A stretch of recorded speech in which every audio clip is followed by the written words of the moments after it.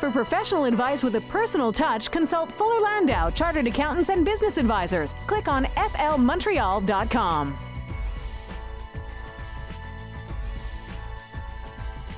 7:08 on Montreal's News Talk leader, CJAD 800. This is Today's Entrepreneur, presented by Fuller Landau, a program about the entrepreneurial spirit that drives Quebec business. Dan Delmar, along with Fuller Landau's Josh Miller. How's it going, Josh? Great, Dan. And tonight I'm very excited. We're going go-karting. We are going go-karting. We are taking whatever kilometers per hour we can, taking it around the track for the next hour. Not literally, unfortunately. Not literally. There's no space in the booth. We want to welcome Thomas Schuler tonight from Kart-O-Mania, founder of Kart-O-Mania. Thomas, welcome. Thanks, guys. Thanks for having me. Now, tell the listeners today, what is kart? I mean, we know it's go-karting, but tell them kind of where it is. What is Kart-O-Mania today? And then kind of take us back to day one or day -1. Kart-O-Mania today is really, we're a full basic service indoor karting center from all ages, 8 to 88, I guess we could say. We do everything from basically what we call arrive and drive, which is the customer who just walks through the door, from birthday parties to corporate outings, bachelor parties, and we've really seen that it's something over the years to become as diverse as possible to appeal to every customer. 88? Like, have you had people in their 80s driving cars? Absolutely. And what if you're 89? Well, if you're 89, then we'll make that exception. All the power to you. Yeah, exactly. Now, take us back. Where did this idea for Kart-O-Mania start? The idea came about in '94. I was on a business trip with my father. We were in Germany. My dad was out for dinner with clients, and I was sitting back at the hotel. And being in Europe, of course, there's lots of places to go and see, but I mean, I wanted to see something new, and the concierge advised me saying, hey, there's a new thing that opened up in the town, indoor karting. Do you want to go and check it out? Basically, I said, of course. I mean, I'm a gearhead, motorhead, of course. A motor, go fast, I want to go and see it. So I went and checked it out that night. Basically spent the whole evening there burning rubber and flying around the track, and I had a blast. And I mean, how can I say, since then it's a little bit of history, so to speak. It's what's been like Montreal in '94, '95? Did it have go-karting tracks around the city?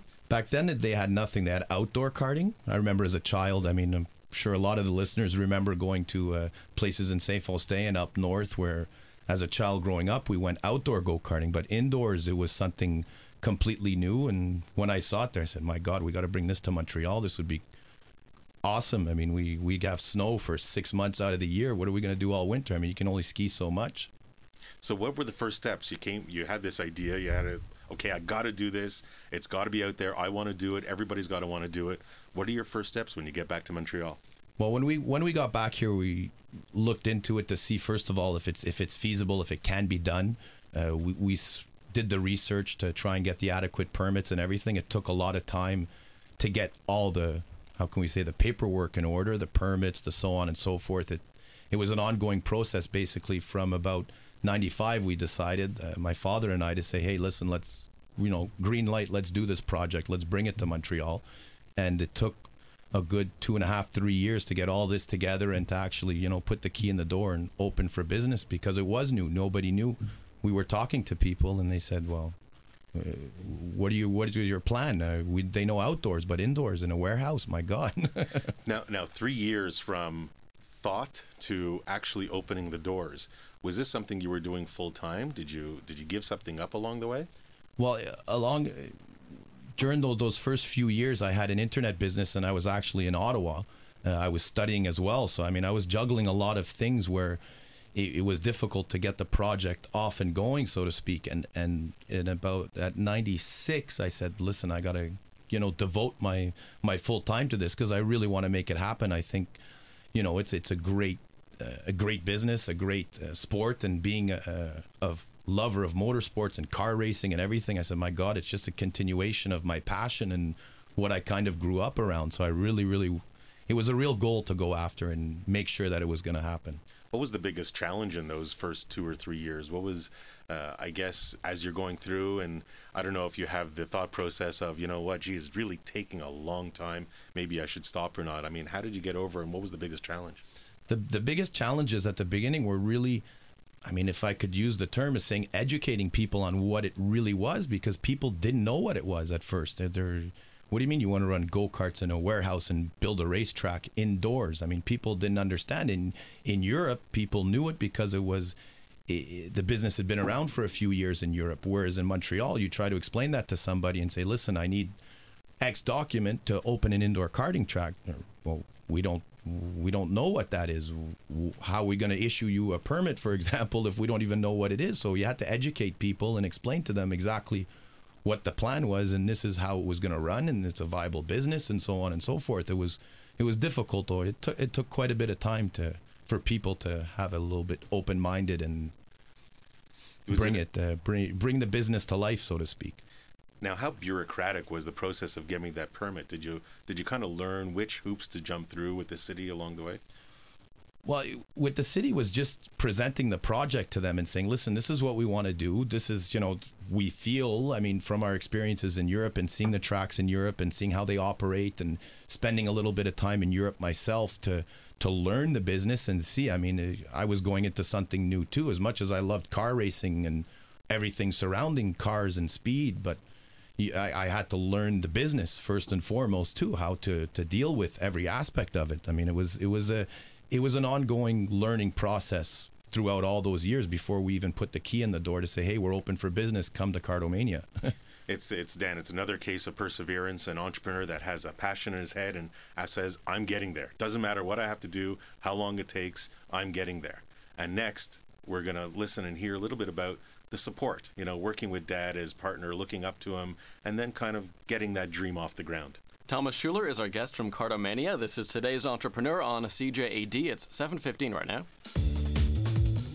For professional advice with a personal touch, consult Fuller Landau, Chartered Accountants and Business Advisors. Click on flmontreal.com.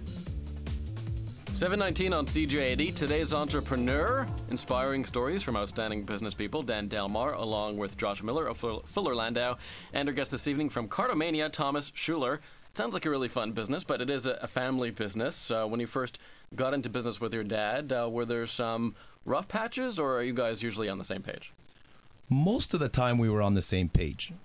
Needless to say, I mean, our parents being older and having a little bit of the old school mentality, if I could say, and myself being younger and seeing, what the younger clientele, I mean, our business is mostly younger people, so you want to go with what they want and their ideas. And with my father together, I mean, I guess maybe one advantage that I had is I had two outlooks at every situation. You had the younger one, myself, and my father's outlook, so at least we could compare as much as possible and resolve the problem as efficiently as possible using basically two different outlooks.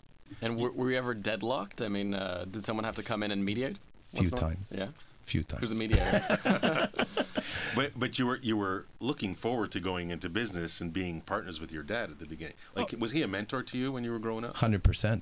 I mean, my father, I mean, as a child growing up, he had his own businesses. He was an entrepreneur, and I saw that as a child growing up, and it was definitely something for myself that I looked forward to as getting older that I definitely wanted to do. I basically didn't want to have to answer to a boss, and being one, the way I was raised European, for example, I guess I could say that, we learned to go after our goals regardless. Any obstacle in front of you, it's go, go, go, and really achieve what you set out for. It's very important. Now, are you partners with your father today? That relationship changed along the years? That relationship changed in 2000, the end of 2000 it changed. And did it change for a particular reason, or was it just a... Well, basically, it was time to fly, so to speak, in the sense of, now's, I guess maybe my son's ready to go, and let him go for it, and, pedal to the metal and succeed, go for it now. My dad was, no longer around, and go for it, make the best of it. So you're running this business on your own, I guess in your mid-20s, without the older generation next to you. Do people still take you seriously? Do your suppliers, your customers, did they really treat you with enough respect that you were comfortable with?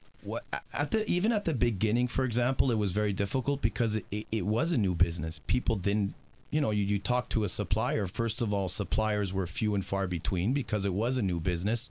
So some businesses today, the suppliers come to you, they're knocking on your door. I mean, for me, I had to go and find them. I mean, back in those years, who sold go-kart tires in Quebec? How did you gain that respect? Over the years, people, I mean, I would imagine it's like that in any business. The longer you are in business, the more serious people take you, and they see that you're professional at what you're doing and you're serious at what you're doing.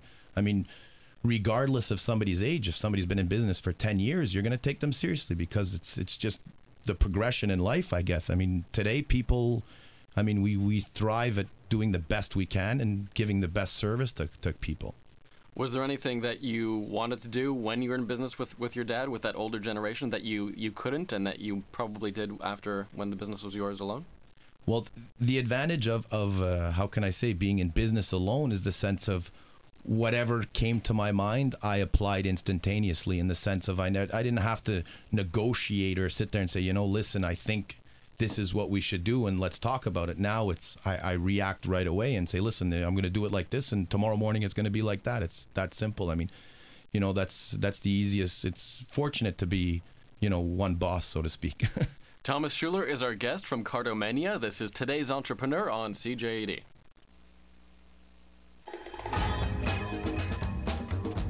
For professional advice with a personal touch, consult Fuller Landau, Chartered Accountants and Business Advisors. Click on flmontreal.com. Welcome back to Today's Entrepreneur. Our guest is Thomas Schuler of Kart-O-Mania. And Thomas, do you have a lot of competition? Because it's a very particular business. Today we have one or two competitors in Montreal. When we started, we didn't have many at the start, and then kind of it went through a little bit of a boom, the business, we could say, where at one point, I believe it was 99, 2000, 2001. At one point in Montreal, there was 12 indoor go-karting tracks. I mean, and it was a tough business back then, but I mean, it's like in any business, the strong survive, in the sense of being, controlling every aspect of your business and being wise with your decisions and keeping you healthy throughout the years. I mean, and today it's, we're down to 2. Well, and why does a strong survive? Has the industry changed at all, or was it just you adapting, or you just, marketing or monitoring your competition better? Partially monitoring the competition and seeing what they're doing, and as much as all possible, staying one step ahead of them and offering always something a little different, or offering something special to your customers, and listening to your customers, what they want and why would they come to you and not go somewhere else, and use that to your advantage to measure your business. I mean, that's a very important way to stay ahead of them. I mean, that's something that we take pride about over the years, is staying ahead of our competitors.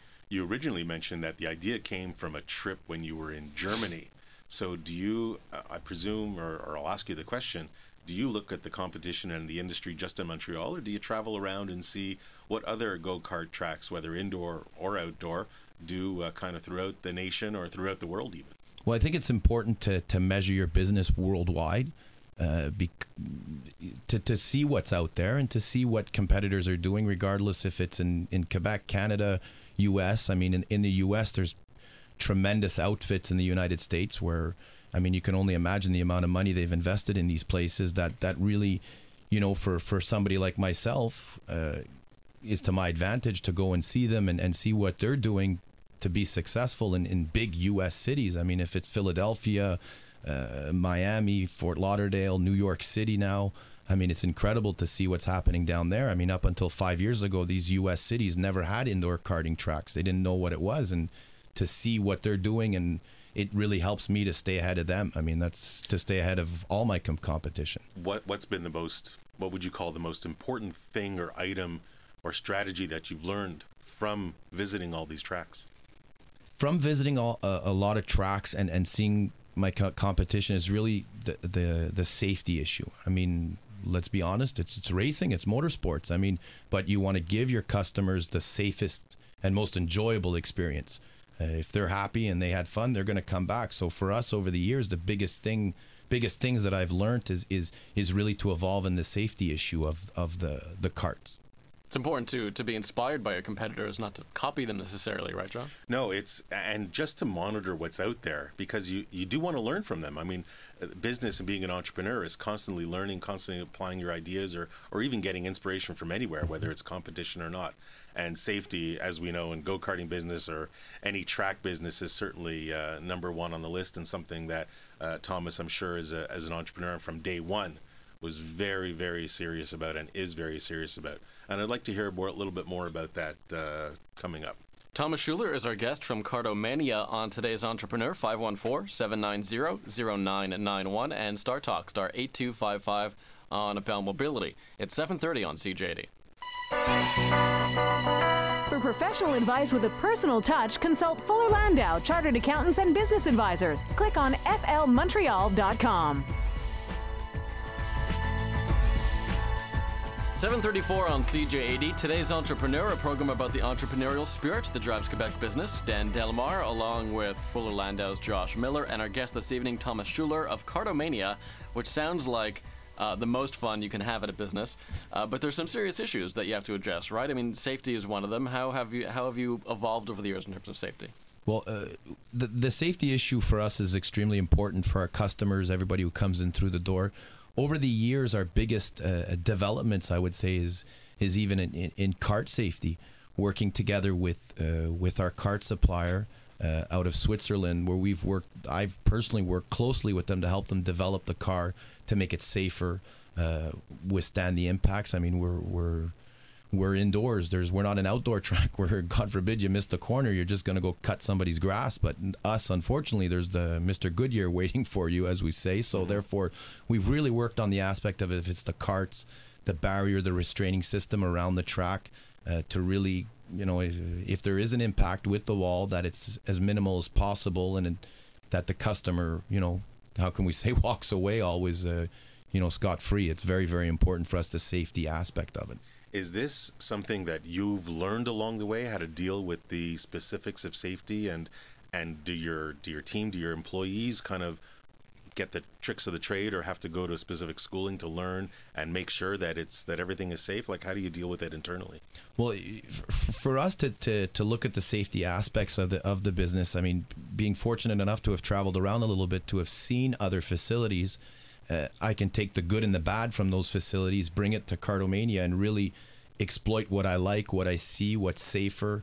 I mean, and work together with my team to sit there and relay the information to our customers when they come in, that the do's and don'ts, basically. I mean, before anybody gets in a cart at Kart-O-Mania, anyways, we sit them down. There's the rules. They watch a little 3-minute video on the do's and don'ts of the sport too. It's just not a question where the customer walks in, he pays, and jump in the cart and go. No, we really go over the whole aspect of safety with them, so that they understand the bumping and so on, because it's really not bumper carts what we're doing. It's quite serious. So, bachelor party, you walk in, you kind of smell alcohol in people's breath. You got to deal with it. That's a serious situation. Well, unfortunately so. And there are people who tried to push their luck, so to speak, where, listen, I'm going to have a few beers and go go-karting. Well, you can have a few beers, you're just not driving the go-kart. You can watch your buddies from the window. I mean, it's our company policy anyways. As soon as we smell a customer, or if he has alcohol on his breath, that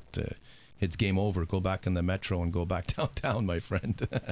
Now, we know safety is number one, but you got to bring people to your place. You got to bring people to the track. You got to let them know it's out there. There have been your competitors that have come and gone. You stayed out there. Let's talk marketing in your business.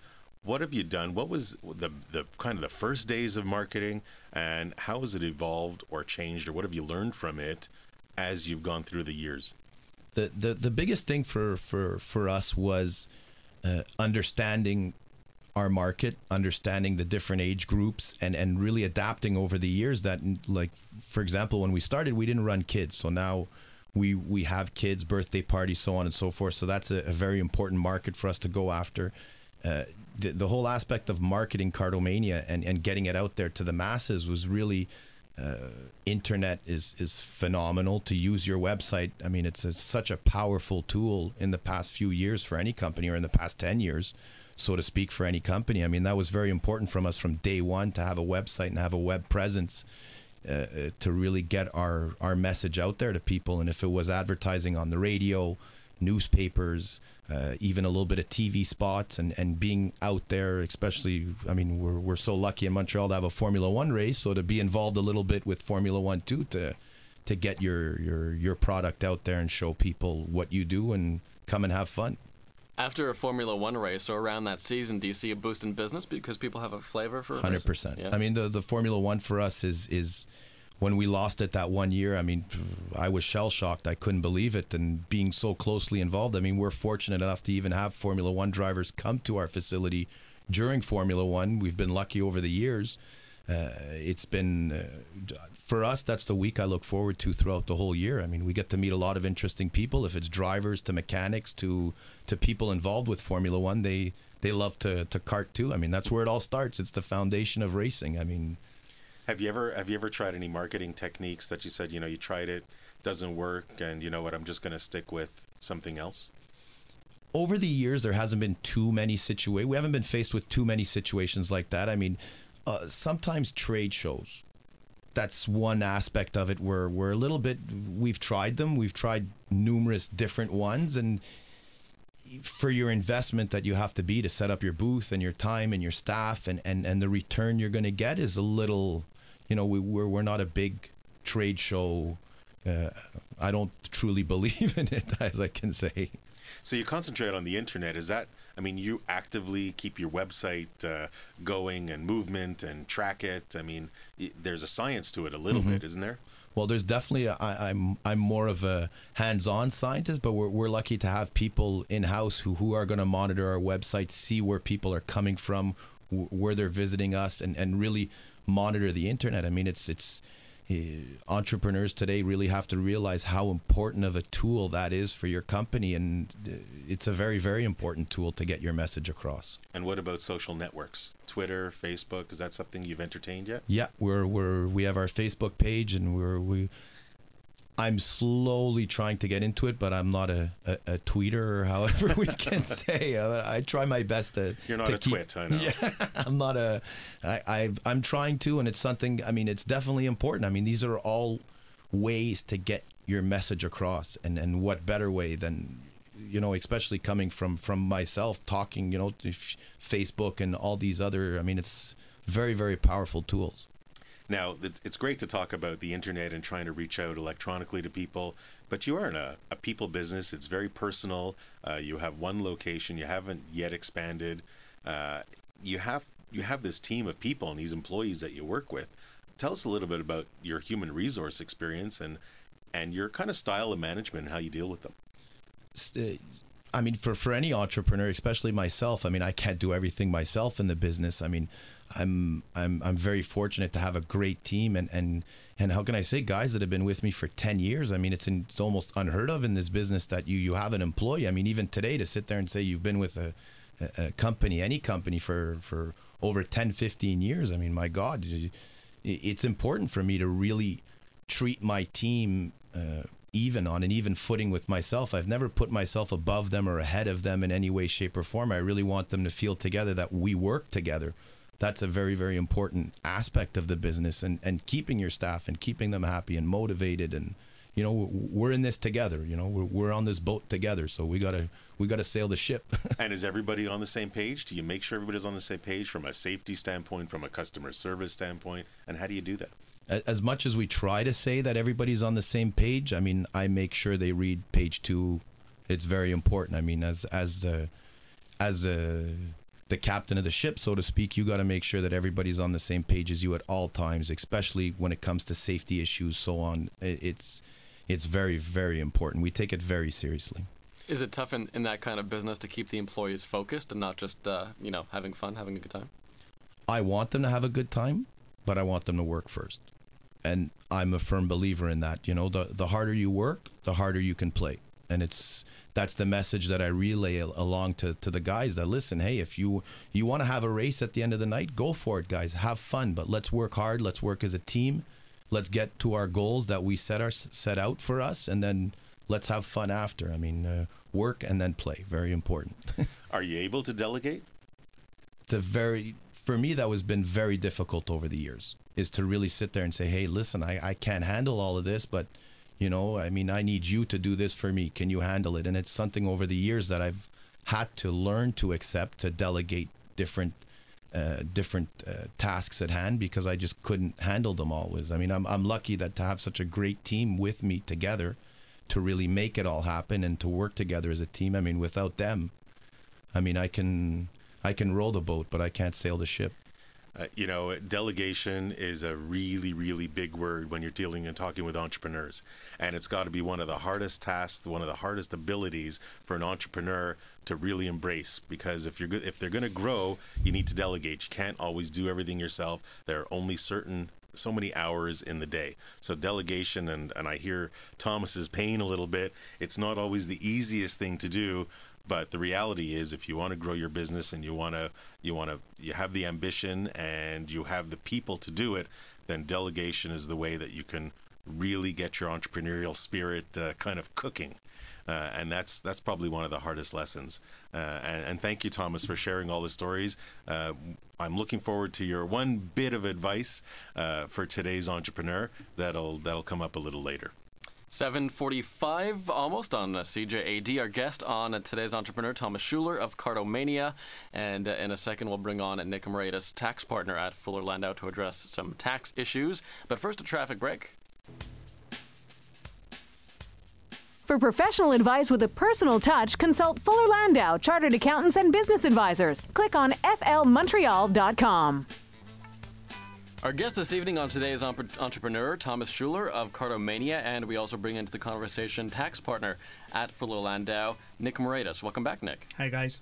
So when you're dealing with businesses, especially cash businesses, not uncommon for the government to come to your door and look for irregularities. Maybe you can give Thomas some advice if the government does come knocking. Well, this is something that keeps me occupied for many hours during the day, is the increasing government audits. And this is the time when our corporate clients and business owners who have usually December year ends are working on their corporate tax returns in addition to their personal, and you're deducting. Thomas, just for an example, you mentioned you have to travel outside of Canada to see what's happening with carts around the world and the courses, etc. That is usually a first. Oh, let's look at that. Where did you go? Why did you go? What did you do? What business did it bring back? And that's something that the governments tend to look at, because you're kind of figuring that you may be enjoying yourself there as well, and why are we writing it off as a business expense? So that seems to be a topic that's popped up in a lot of corporate audits over time, is traveling outside of Canada. Why? And is it just a question of justifying it? I mean, you just have to have the right proof that you weren't over there just having a good time? Absolutely. There was I remember one client who had to go to an air show in Paris, and he was being questioned very seriously until he took out the invitation from one of the sponsors of Ministère from the government of Quebec, asking him to please go to the air show because it was part of an event, and that's when it was backed off. But going to Paris in the middle of a nice time, there's an automatic suspicion. Other type of stuff that we're seeing constantly is, and unfortunately this happens a lot, is unsubstantiated expenses. You paid for something, you lost the invoice, the government has a right to deny you that deduction and force you to pay tax on that. And this has happened quite a few times, especially when you're moving and you've lost your boxes, etc. Now, what if I don't have any cash? I pay everything debit card or credit card. I never keep the actual receipt, but you know what? There's a record of it somewhere. Yes, but that's not enough. It's not telling you, first of all, the detail of what was purchased. It's not telling you exactly where, because sometimes the name that appears on your statement isn't exactly where you went to. It's not telling you the GST and the QST that's on it, and it's not first level evidence that the government can accept, and they won't accept. So working off of Visa bills or your bank statements is not enough. You got to keep those bills.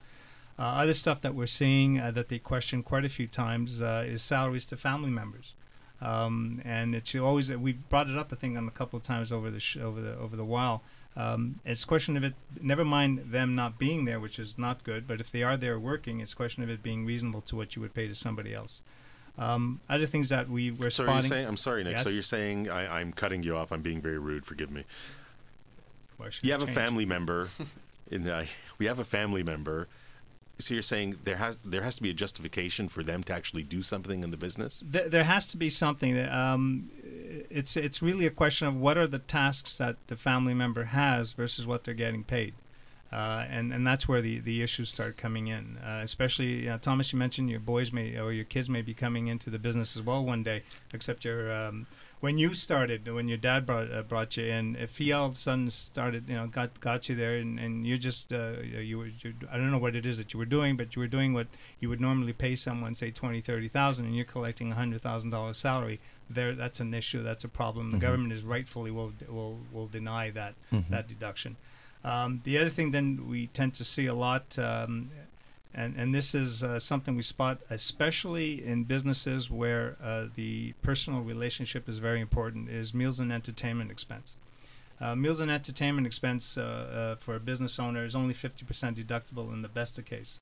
But what we tend to see with government auditors is they don't tend to care to see expenses on the weekends or usually late at night, especially if it's late Friday. And there's a connotation that I guess you cannot be doing business with a client or a supplier for that matter on the weekend or late at night. So it's something that just doesn't work for them, and they systematically tend to deny that. However, if you're in retail and you operate on the weekends and Thomas is open, then exactly. Hey, there's a reality. Absolutely, but there's something that we keep running across all the time. Okay. Other stuff that comes up is, and this is not only in the corporate environment, but even in the personal environment, is any transactions with family members. I know with the Quebec government, especially reviewing real estate records where mom and dad transfer a property that they own that isn't their home to a child for nominal consideration or for $1. And then next thing we know is mom and dad are being assessed, and the child as well. So that's something you have to be very careful, because transactions between family, unfortunately, have to go by law at the value of the property. Today's entrepreneur, our guests this evening, Thomas Schuler of Kart-O-Mania and Nick Moretus, tax partner at Fuller Landau. This is Dollars and Cents on Montreal's News Talk leader, CJAD 800. It's actually not dollars and cents. Today's entrepreneur, presented by Fuller Landau.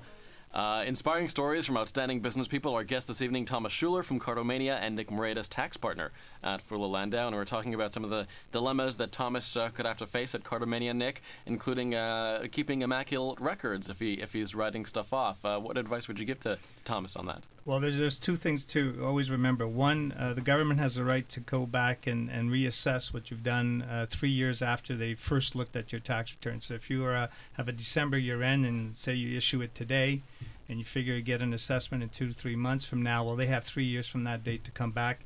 And unfortunately, if they find that you're not reporting income, whether it's a business or an individual self-employed, or you're playing around with the books a bit too much, they can go back as far as they want. Which therefore leads to my last point, is record keeping. The minimum by law is the current year plus 6 prior years that you've got to keep everything.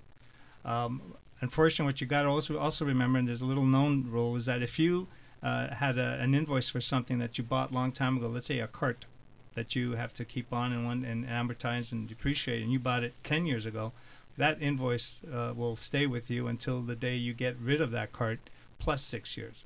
So, because the government will want to say, well, show me this cart that you bought 10 years ago. So, and that's it.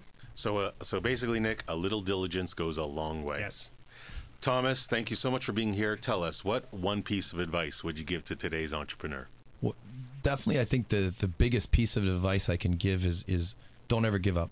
Always go for your goals. Set your goal and go for it at all times. A little expression is pedal to the metal all the time. Very important. And I think, with those words said, certainly the quick takeaway I can gather from Thomas and his story is perseverance, don't give up, do what you love, but also learn to delegate. Learn to delegate because that will certainly help take you another distance. Thanks very much, guys. Great show. Thank you very much, Josh Miller. And don't forget, you can reach Fuller Landau during business hours at 514-875-2865 or their website, www.flmontreal.com. Thanks again, Thomas Schuler and Nick Moretus from Fuller Landau. And don't forget, Del Mar at Night is next on CJAD.